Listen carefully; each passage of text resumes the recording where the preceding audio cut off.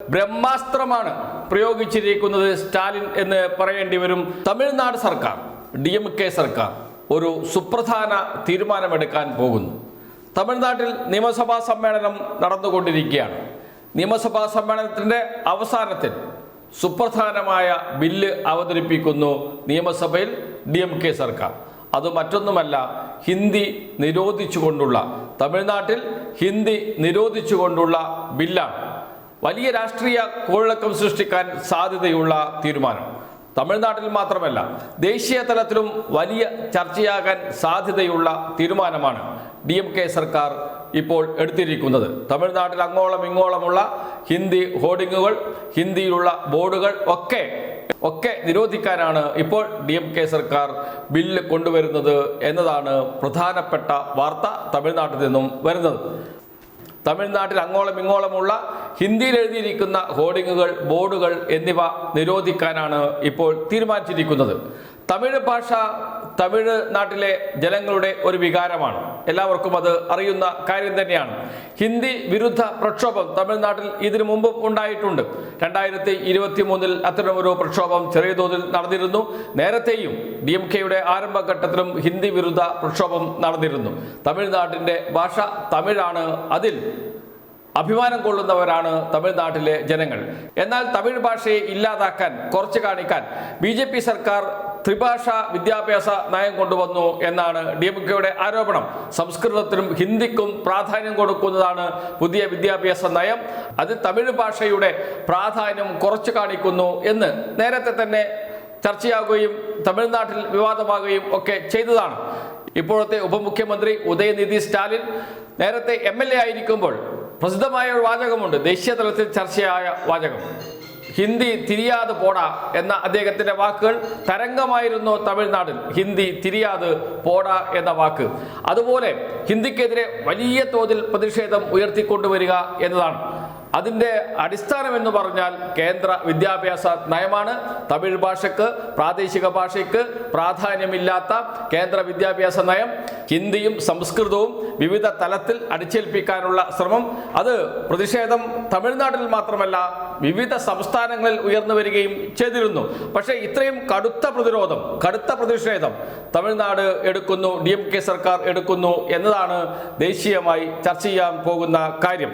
ഈ ബില്ലിലൂടെ രണ്ട് പ്രധാനപ്പെട്ട ലക്ഷ്യമാണ് DMK സർക്കാർ മുന്നോട്ട് വെക്കുന്നത്.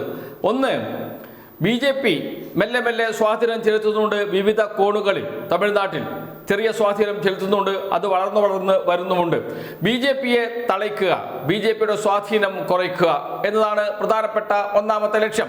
രണ്ടാമത്തെ ലക്ഷ്യം, വിജയുടെ പുതിയ പാർട്ടി വലിയ സ്വാധീനത്തിലേക്ക് വളർന്നു വന്നുകൊണ്ടിരിക്കുന്നു. കരൂർ ദുരന്തത്തോടുകൂടി TVKയ്ക്ക് വലിയ തിരിച്ചടി സംഭവിച്ചിട്ടുണ്ട്.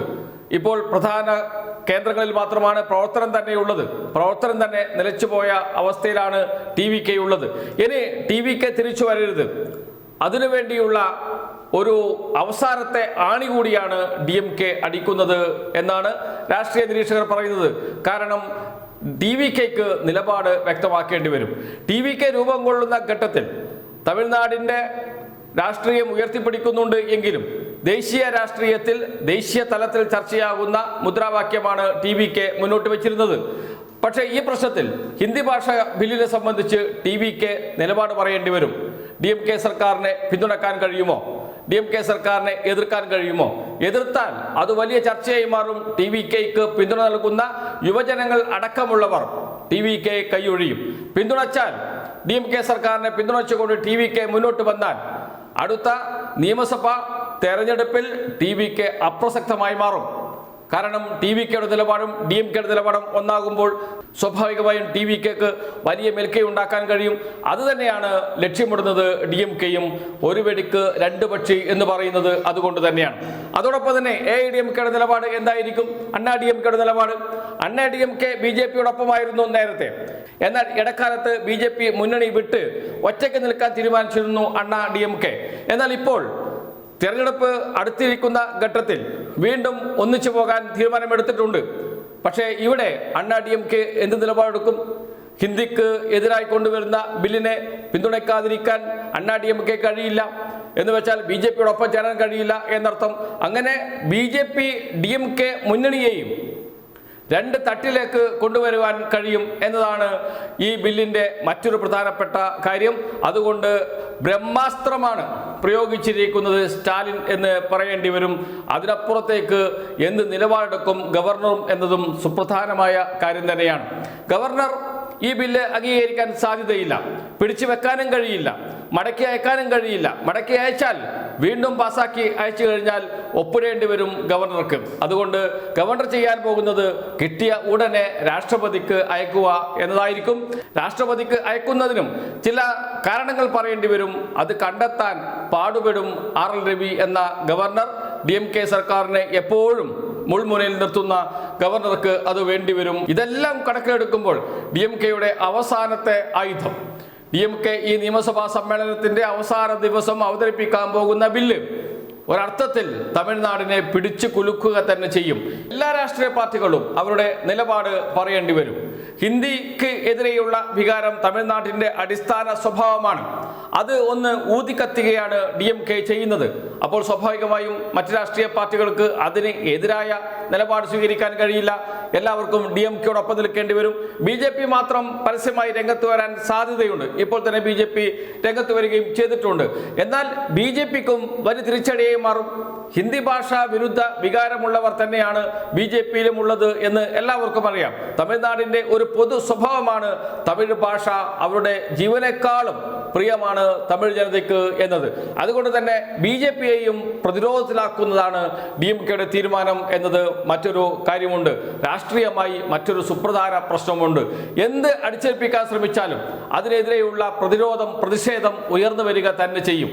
ഫെഡറൽ സംവിധാനം നമ്മുടെ പൂർവികന്മാർ രൂപീകരിച്ചത് തന്നെ സംസ്ഥാനങ്ങളുടെ കൂട്ടായ്മ ഐക്യമുണ്ടാക്കാൻ വേണ്ടിയിട്ടാണ്. യൂണിയൻ ഗവൺമെന്റ് എന്നാണ് പറയുന്നത്. എന്ന് വെച്ചാൽ വിവിധ സംസ്ഥാനങ്ങളുടെ ഒരു യൂണിയനാണ് ഇന്ത്യ.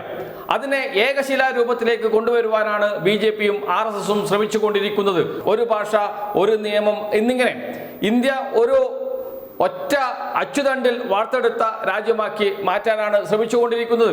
അതിനെതിരെയുള്ള പ്രതിരോധം വിവിധ സംസ്ഥാനങ്ങളിൽ വിവിധ രൂപത്തിൽ ഉയർന്നു വരിക തന്നെ ചെയ്യും. അതിൻ്റെ ഏറ്റവും ഒടുവിലത്തെ ഉദാഹരണമാണ് തമിഴ്നാട് കൊണ്ടുവരുന്ന ഹിന്ദി വിരുദ്ധ ബിൽ.